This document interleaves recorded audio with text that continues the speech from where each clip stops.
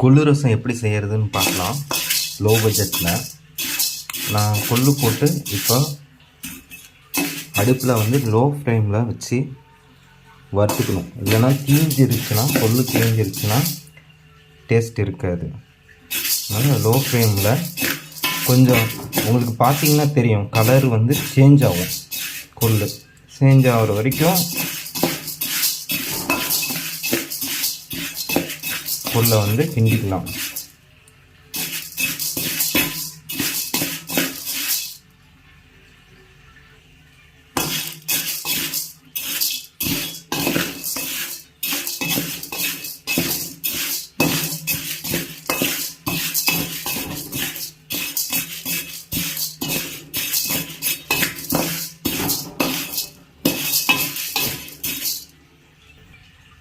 இது வந்து 1/4 கிலோ கொள்ளு. ஆனால் 1/4 கிலோ கொள்ளு போட்டோம்னா நம்மளுக்கு வந்து 3 லிட்ரு தண்ணி தேவைப்படும். நல்லா ரசம் ரொம்ப அதிகமாக போகும்.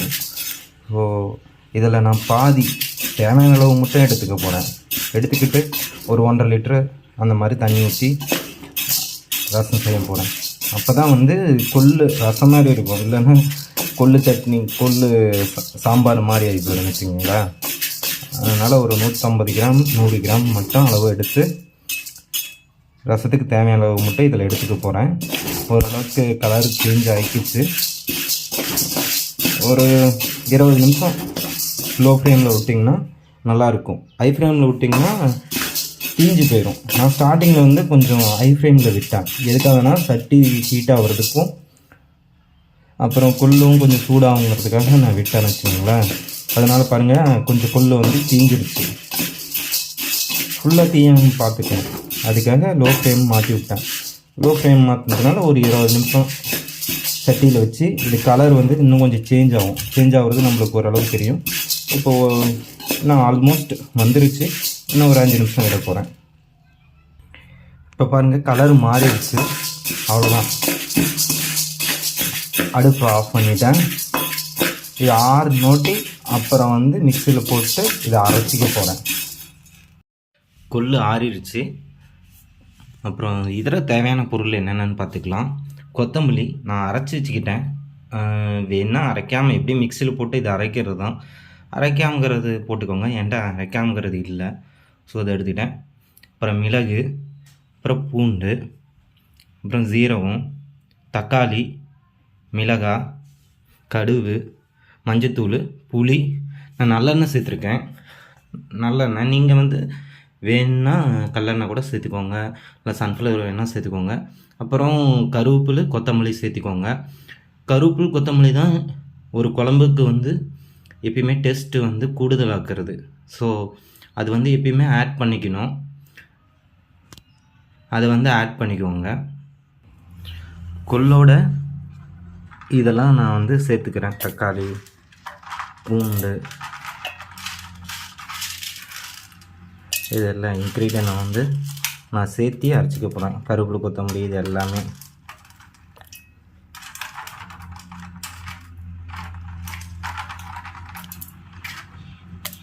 நமக்கு தேவையான பொருள்னு சொன்னோம்ல, அது எல்லாமே.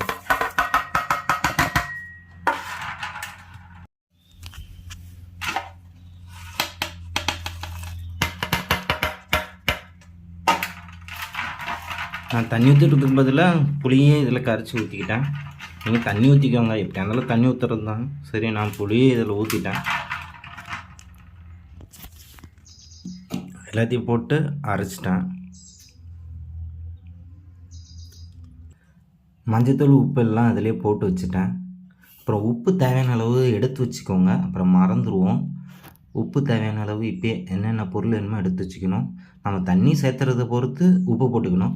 கல் உப்பு போட்டுக்கோங்க. தூள் உப்பு போட்டிங்கன்னா டேஸ்ட் கம்மியாக இருக்கும். கல் உப்பு தான் டேஸ்ட்டு நம்மளுக்கு வந்து இன்க்ரீஸ் பண்ணி கொடுக்கும். நீங்கள் வேணால் பெருங்காயம் வேணால் ஆட் பண்ணிக்கலாம். உங்களுக்கு பிடிக்குன்னா பெருங்காயம் டேஸ்ட்டு அது இன்க்ரீஸ் பண்ணி கொடுக்கும் டேஸ்ட்டை. இப்போதைக்கு நான் உப்பு கொஞ்சம் போட்டு வைக்கிறேன். அப்புறம் தண்ணி கலக்கும்போது அதுக்கேற்ற மாதிரி உப்பு வந்து சேர்த்துக்கலாம். வானச்சட்டியை அடுப்பில் வச்சுட்டேன். நீங்கள் சட்டியில் வச்சாலும் இன்னும் வந்து டேஸ்ட்டாக வரும். உங்கள்கிட்ட சட்டி இருந்தால் அது தண்ணிலாம் இருக்கான்னு பார்த்துட்டு எல்லாம் ஹீட் ஆனோட்டி நல்லெண்ணெய் தேவையான அளவு. உங்களுக்கு வந்து எண்ணெய் வந்து அதிக விரும்பி சாப்பிடுவீங்க, மேலே மிதந்துட்டு வரணும் அப்படின்னா நீங்கள் நிறைய ஊற்றிக்கோங்க. இல்லை எனக்கு நார்மலாக போதும் அப்படின்னு நினச்சிங்கன்னா எண்ணெய் வந்து அதுக்கேற்ற மாதிரி, அதாவது இன்க்ரீடியன்ஸ் என்னென்ன போடுறோமோ அது வணங்குற அளவுக்கு நம்ம வந்து எண்ணெய் வந்து சேர்த்துக்கணும். எனக்கு வந்து மீடியமாக பிடிக்கும் எண்ணெய், அதனால் மீடியம் அளவுக்கு நல்லெண்ணெய் சேர்த்துக்கிறேன். நல்லெண்ணெய் ஒவ்வொருத்தங்க பிடிக்காதவங்க கடல எண்ணெயோ சன்ஃப்ளவர் ஆயிலோ சேர்த்துக்கலாம். எண்ணெய் ஹீட் ஆகுதான்னு பார்த்து செக் பண்ணிக்கணும். ஹீட் ஆகுது, கொஞ்சம் ஹீட் ஆகிற மாதிரி இருந்துச்சுன்னா கடுகு போட்டுக்கணும். கடுகு போட்டால் நம்மளுக்கு வந்து எண்ணெய் ஹீட் ஆகிற அளவு தெரிஞ்சிடும். பாருங்கள், எண்ணெய் ஓரளவுக்கு தான் ஹீட் ஆகிடுச்சு, அதனால தான் அது பொரிய ஆரம்பிக்குது. சவுண்டு அந்தளவுக்கு வராது, ஏன்னா இது நல்ல எண்ணெய், அதனால் இப்படி நுர மாரி பொங்கும். இதே கடல எண்ணெய் சன்ஃப்ளவர் ஆயில்னால் வெடிக்கும், நுர மாரி பொங்காது, பொரிஞ்சிட்டு வருது. இப்போ நம்ம வந்து கருவேப்பிலை சேர்த்துக்க போகிறோம். கருவேப்பிலை சேர்த்துட்டோம். அதோட வந்து நம்ம வந்து மிக்சியில் அரைச்சி விட்டு கொள்ளு அந்த மற்ற இன்க்ரீடியன்ஸ் கருவேப்பிலை கொத்தமல்லி மீதி எல்லாமே நம்ம அதோட சேர்த்துக்க போகிறோம். அவ்வளோதான்.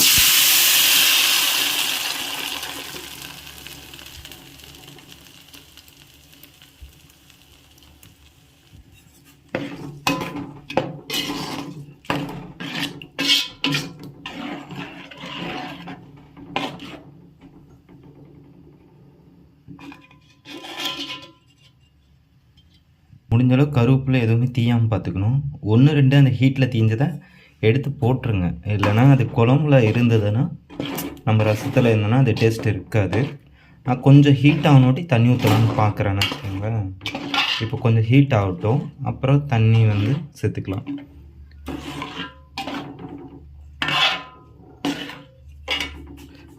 ஒரு 2 மினிட்ஸ் ஹை ஃப்ளேமில் வச்சுக்கலாம். ஹை ஃப்ளேமில் வச்சுட்டேன். கொஞ்சம் ஹீட் ஆகிற வரைக்கும் ஹை ஃப்ளேமில் வச்சுக்கலாம். அப்புறம் லோ ஃப்ளேம் மாற்றி வைக்கணும். அப்போ தான் வந்து இது வந்து ஒரு சீராக வேவும், மிதமாக நல்லாயிருக்கும். கொஞ்சம் நேரம் எடுத்துக்கிட்டால் நீங்கள் ஹை ஃப்ளேமில் வச்சு சீக்கிரமாக இதை வந்து வேக விட்டிங்கன்னா அடியில் வந்து தீஞ்சிரும், அந்த டேஸ்ட் இருக்காது. ஸோ ஃபஸ்ட்டு ஹீட் ஆகிறதுக்கு ஹை ஃப்ளேமில் வைக்கணும். மறுபடியும் ஒன்ஸ் ஹீட் ஆகிடுச்சுன்னா லோ ஃப்ளேமும் மாற்றிக்கணும். தேவையான அளவு தண்ணி ப்ளஸ் உப்பு தேவையான அளவு. கம்மியாக போட்டாலும் பிரச்சனை இல்லை, கம்மியாக போட்டுக்கிட்டு செக் பண்ணிவிட்டு மறுபடி கொஞ்ச நேரம் அந்த கொதி வருது இல்லை கொஞ்சம் நேரம், அப்போ செக் பண்ணிவிட்டு மறுபடியும் உப்பு போட்டுக்கலாம். அது வரைக்கும் உப்பு அதிகமாக போடாமல் பார்த்துக்கோங்க. கொதி வந்தோட்டி செக் பண்ணிவிட்டு மறுபடியும் உப்பு போட்டுக்கோங்க. உப்பு கரிச்சுன்னா சாப்பிட முடியாது. ஒரு 5 மினிட்ஸ் வந்து மூடி வைக்கிறேன். பாருங்கள், இப்போ கொதி வந்துருச்சு. இப்போ என்ன பண்ணுன்னா, கொத்தமல்லி நம்ம வந்து தலையை மட்டும் பிச்சு வச்சுக்கணும். ஃபஸ்ட்டு போட்ட மாரி அந்த கோல் எல்லாம் போடக்கூடாது. இப்போ வந்து என்னன்னா, நம்ம கோல் இருந்துச்சுன்னா மறுபடியும் வந்து நம்மளுக்கு வந்து சாப்பிடும்போது மாட்டோம் தொண்டையில், அது நல்லா இருக்காது. அதனால் இலையை பாருங்கள், இலையாக பார்த்து பிச்சு வச்சுக்கிறேன். இதை வந்து அதில் போட்டுக்கிறேன். இந்த மாதிரி கொதி வந்தோடனே நம்ம எப்போ இறக்கணுன்னா, நம்ம ஃபஸ்ட்டு எண்ணெய் ஊற்றிருந்தோம்ல, எண்ணெய் வந்து கொஞ்சம் அப்படியே மேலே எண்ணெய் மேலே மிதந்துச்சுன்னா அப்போ தான் ரசத்தை இறக்கணும். அது வரைக்கும் இப்படியே மறுபடியும் மூடி வச்சிடணும் வச்சுக்கோங்க. கொத்தமல்லி போட்டாச்சு, மூடி வச்சிடணும். இப்போ கொதிக்குது இல்லை, இந்த டைம் வந்து உப்பளவு வந்து செக் பண்ணிக்கணும். நான் செக் பண்ணிட்டேன். இப்போது செக் பண்ணது கரெக்டாக இருக்குது. கொஞ்சம் கம்மியாக இருந்தாலும் இப்போ விட்டுரும், ஏன்னா ஆவியாக அது போயிடுதுல்ல. அப்போ வந்து உப்பு அளவு வந்து கொஞ்சம் இன்க்ரீஸ் ஆகும். ஸோ கொஞ்சம் கம்மியாக இருந்தால் கரெக்டாக விட்டுறணும். அதிகமாக இருந்தால் கொஞ்சம் தண்ணி சேர்த்துக்கணும். நான் இது வந்து அந்த எண்ணெய் மேலே வர வரைக்கும் நான் கொதிக்க விட போகிறேன். ஒரு 10 மினிட்ஸ் ஆகும், 5 to 10 மினிட்ஸ் அதிகபட்சம். பார்க்கலாம். அடுப்பை லோ ஃப்ளேம் மாற்றிட்டேன், கொஞ்சம் கம்மியாக வச்சுக்கிட்டேன். ஏன்னா அப்போ தான் அந்த வேவுன்னு வச்சுக்கோங்களேன். வந்து நம்ம வருத்தம் கொள்ள கொஞ்சம் வெந்தால் அதனுடைய சுவை வந்து இன்க்ரீஸ் ஆகும். நம்ம வந்து ஹை ஃப்ளேம் வச்சு அடியில் தீய விடக்கூடாது. கொஞ்சம் ஸ்டார்டிங்கில் வந்து ஹை ஃப்ளேமில் வச்சுக்கலாம். ஓரளவுக்கு ஹீட் ஆகணுன்னு லோ ஃப்ளேம் மாற்றலாம். நான் இப்போ லோ ஃப்ளேம் வச்சுட்டேன். மறுபடியும் ஒன்ஸ் இதெல்லாம் முடிச்சிட்டேன்னு வச்சுக்கோங்களேன், கம்ப்ளீட்டாக கொள்ளு ரசம் வச்சுட்டேன்னா மறுபடியும் பாத்திரத்தை மாற்றிக்கணும். இதே பாத்திரத்தில் விடக்கூடாது. என்னென்னா அடியில் வந்து நம்ம வந்து இந்த குண்டா வந்து வானச்சட்டி இது வந்து தீஞ்சிருக்கும். அது வந்து இதுலேயே இருக்கும்போது நம்ம கலந்து ஊற்றும்போது அந்த தீஞ்ச இதுவும் சேர்ந்து நம்ம சாப்பிடும்போது டேஸ்ட் இல்லாத மாதிரி இருக்கும். ஸோ அதை வந்து நம்ம பாத்திரத்தை மாற்றி வச்சுக்கணும். அதுக்கு இப்பயே எடுத்து வச்சுக்கணும் ஞாபகமாக. நம்ம ஒன்ஸ் வந்து இதை முடிச்சிட்டோம், ஃபினிஷ் ஆயிடுச்சு, ரசம் வச்சுட்டோம் அப்படின்னு கன்ஃபார்ம் பண்ணோன்னே நம்ம வந்து மாற்றிக்கணும். நான் பாத்திரத்தை எடுத்து வச்சுட்டேன் இப்பயே, ஏன்னா மறக்கக்கூடாது அப்படிங்கிறதுக்காக எல்லாமே முன்னாடியே ப்ரிப்பேர் பண்ணி வச்சுக்கணும். நம்ம லோ ஃப்ளேம் வச்சுக்கிட்டு இப்போ பாருங்கள் எண்ணெய் கொஞ்சம் வந்துடுச்சு. நான் சொன்ன மாதிரி பாருங்கள் தெரியுது, அங்கங்கே புள்ளி புள்ளியாக பாருங்கள் எண்ணெய் இருக்குது.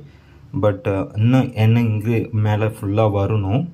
நம்ம வந்து என்ன பண்ணணும்னா இப்படி விடக்கூடாது. எப்பயுமே கொஞ்சம் அப்பப்போ ஒரு 1 minutes ஒன்ஸ் வந்து நாம் வந்து கிண்டிக்கிட்டு இருக்கணும். அப்போ தான் வந்து அடி பிடிக்காமல் இருக்கும். அடி பிடிச்சின்னா என்ன ஆகும்னா அந்த பருப்பு வந்து அடியில் போயிட்டு கொள்ளு பருப்பு தீஞ்சிரும். அது மட்டும் என்னென்னா தீஞ்சிரும், அதாவது குண்டால் ஒட்டிக்கும். அப்படி விடவே கூடாது. நம்ம வந்து 1 நிமிஷத்துக்கு ஒரு தடவை கிண்டி விடணும். இல்லைனா ஒரு 30 செகண்டுக்கு 30 செகண்டுக்கு ஒரு தடவை நாம் வந்து கிண்டிக்கணும்.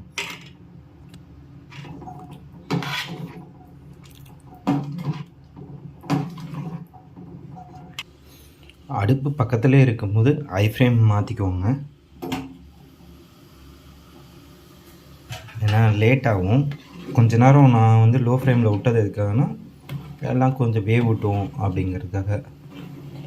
பச்சையாக இருக்கிறதெல்லாம் ஹை ஃப்ளேம் பக்கத்தில் இருக்கிறோம்னா கிண்டி விட்டுகிட்டே இருக்கணும். முடிஞ்ச அளவுக்கு ஒரு 10 செகண்ட்ஸ்க்கு ஒன்ஸ் வந்து கிண்டி விட்டுற மாதிரி இருக்கும் ஹை ஃப்ளேமில் விட்டிங்கன்னா. இல்லைனா அடி பிடிச்சிரும் கீழே தங்கினுச்சுன்னா. அதனால் நான் லோ ஃப்ளேமில் விட்டதுனால 5 மினிட்ஸ்க்கு வெந்தது. பட் எந்த சேஞ்சஸும் இல்லை. பாருங்கள் ஓரமாக பாருங்கள் கொஞ்சம் எண்ணெய் வந்துடுச்சு. எண்ணெய் மேலே மிதந்துட்டுருக்கு. பட்டு ஹை ஃப்ளேமில் வச்சோம்னா தான் சீக்கிரம் வரும். நான் வெந்துருச்சுன்னு கன்ஃபார்ம் பண்ணதுனால தான் ஹை ஃப்ளேம் மாற்றி விடுறேன். நம்ம எங்கேயோ அடுப்பில் வச்சுட்டு ஒரு 5 minutes 2 minutes வெளியே போகிறோன்னா, வெளியே இல்லை பக்கத்தில் வேறு எதோ வேலை செய்கிறோம்னா லோ ஃப்ளேம் எப்பயுமே வச்சிடணும். ஹை ஃப்ளேமில் வைக்கக்கூடாது.